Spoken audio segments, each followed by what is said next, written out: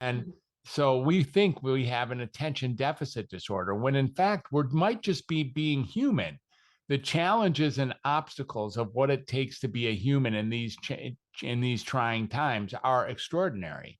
So maybe all of us have some version of being deficient in the attention that we would best want to provide for the services that we're involved in, for the activities that we would like to proceed with.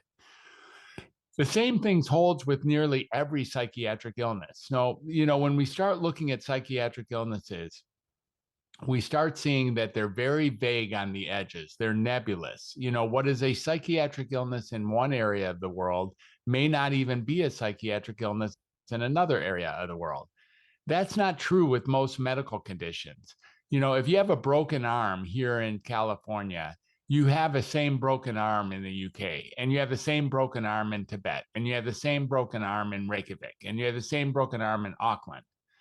If you're depressed here in California and you show up in the UK, you may not even be diagnosed with depression. You may be diagnosed with something else or not diagnosed at all. We really expect to be diagnosed by our psychiatrist. It happens to be one of the only subspecialties that if you go to the doctor, you're hoping to be diagnosed. Yeah. In fact, you're actually upset or maybe really angry if the doctor says that you're okay and that you don't have a diagnosis. So it might be the only subspecialty that when the doctor says you're okay, you get upset and go to another doctor. If you go to a cardiologist or you go to a surgeon or you go to an ophthalmologist and they tell you you're okay, you're happy about it.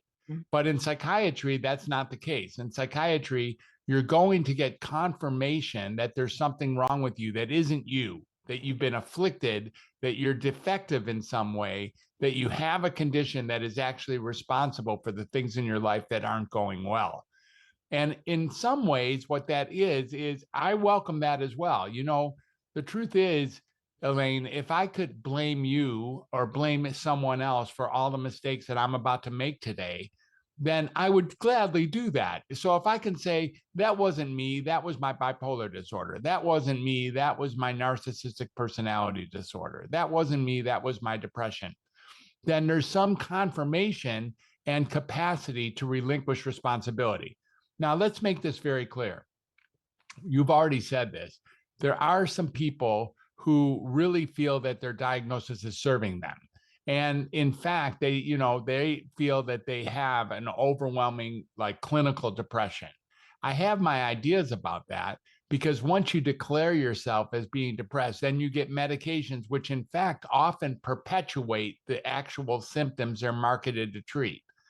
So you may, in fact, be depressed. And after you've been told that you're depressed, and then you begin the treatments or the medications for depression, that may, in fact, be perpetuating or stabilizing the actual condition that you think that you're treating by going to the clinician. So as the un-doctor, which is one of the monikers that I like to carry on, I like to undiagnose people. I like to unmedicate people and then undoctrinate people. If we just take away the medicine, we're not doing the full service because people will still think that there's something wrong with them and they'll want to know, well, what should they do instead to fix what's wrong with them? But maybe, just maybe, there's nothing wrong with you.